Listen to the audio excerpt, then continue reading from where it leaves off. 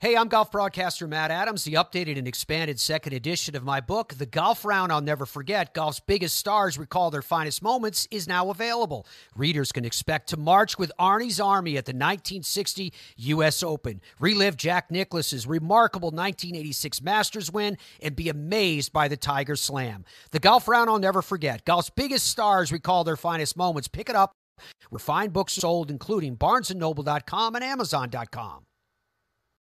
This podcast is part of the Sports History Network, your headquarters for the yesteryear of your favorite sport. You can learn more at sportshistorynetwork.com.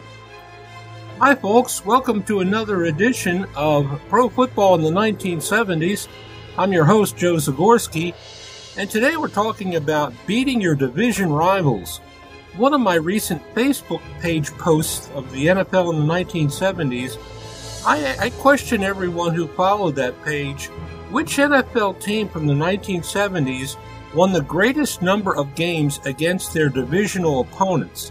From 1970 to 1979, which team accumulated more victories over their common foes, the teams that they would play twice each season on a home and away basis?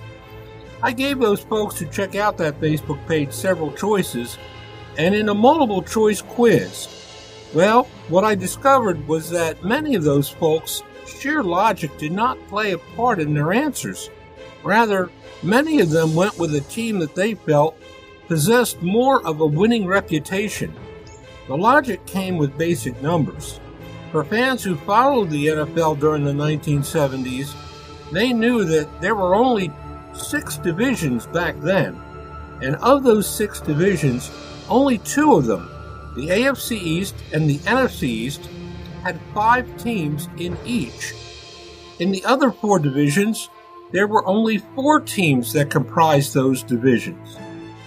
Now, as a result of this, it stands to reason, or at least it was an odds-on favorite, that the teams with the most divisional victories in pro football during the 1970s would probably come from either the AFC East or the NFC East.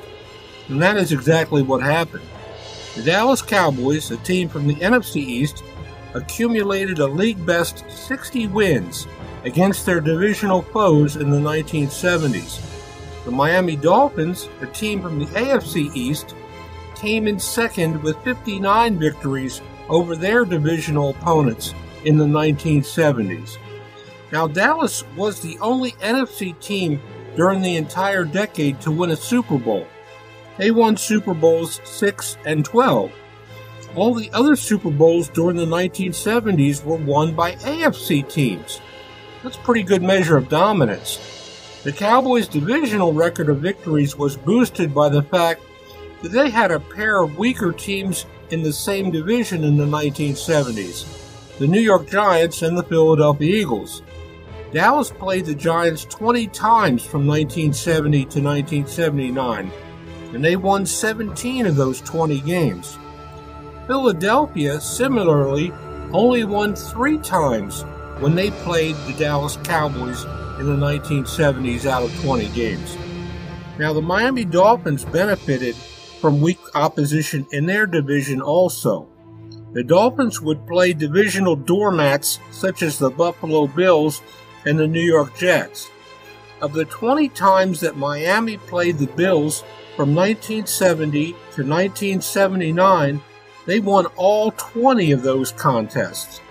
The Dolphins managed to defeat the Jets 14 times in 20 games. The Jets did not experience much success against Miami until 1978 and 1979, when the New Yorkers earned 4 straight wins over the Dolphins. Now, what teams comprised some of the other outstanding records during the 1970s against their divisional opponents, you ask? Well, 2 teams tied with 50 victories. They were the Washington Redskins and the Minnesota Vikings.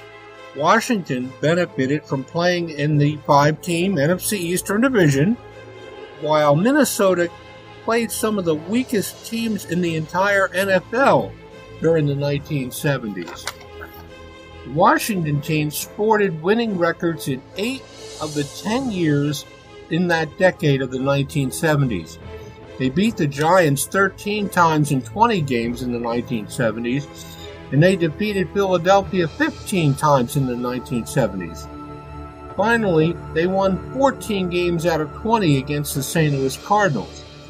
Minnesota, on the other hand, defeated division rival Detroit 17 times in their 20 meetings in the 1970s. They also had few problems in earning 15 wins over Green Bay during the decade. Similarly, the Vikings also won 15 games over their division rivals, the Chicago Bears, in the 1970s. The other top teams that managed to win most of their games against their division rivals were the Los Angeles Rams, who posted 46 victories over their NFC Western Division rivals.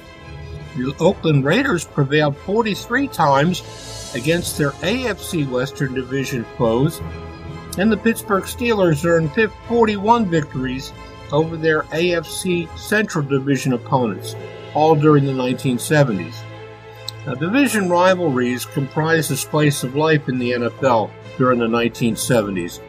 Of these rivalries, the Dallas Cowboys and the Miami Dolphins proved to be head and shoulders above all the other teams in the league when it came to winning games against opponents in their own specific divisions in the 1970s. Now, for today's trivia question, what NFL team failed to defeat a division rival in each of their first 2 years of existence during the 1970s? As a follow-up, I'd like to mention to you folks who are listening in that if you enjoy the Sports History Network podcasts, please make sure to check it out whenever you can, because there's not just football being talked about on the Sports History Network. Practically every kind of sport known to man is represented by podcasts from various different people who are having a great time broadcasting on the Sports History Network. So be sure and check it out all summer and all spring, fall, winter, all 4 seasons of the year. Once again, thanks a lot for listening in to Pro Football in the 1970s. I'm your host, Joe Zagorski, and we'll catch you again next time. Bye-bye. This podcast is part of the Sports History Network, your headquarters for the yesteryear of your favorite sport. You can learn more at sportshistorynetwork.com. Hey there, sports history fan. This is Arnie Chapman, a.k.a. the Football History Dude, and I hope that you enjoyed this recent episode presented by the Sports History Network and were able to learn some good old-fashioned sports history knowledge nuggets. I started the Sports History Network back in 2020 with the mission to help podcasters find a community of like-minded sports history nerds, as well as helping aspiring podcasters to start their own shows. We have a little bit over 30 shows on the network right now covering all sorts of sports history, but as far as I'm concerned, we're just at the toothpick in the ocean moment, that can't even figure it out because there's so much more coming. We wanted to create the ultimate headquarters for sports yesteryear, starting with Podcast Network and our website, but we're going to continue to move into other mediums as well. And here's the cool part, because we want you to be part of our team. So if you're interested in starting your own podcast, or maybe being a guest on one of our shows, or who knows, maybe even writing an article for us over on the website. Seriously, all you gotta do is reach out to us on the contact page over at sportshistorynetwork.com. You can be as technologically savvy as a Neanderthal tapping on a stone trying to figure out this whole hieroglyphics thing back in the day. Again, it doesn't matter, because even if you don't understand the whole podcast space, we have a production team that can pretty much help you out with doing everything. All you gotta do, head over to sportshistorynetwork.com, head to the contact page, fill it out. That message goes right to me, and I'll reach out to you as soon as I can. But for now, dude, I'm through if you're through.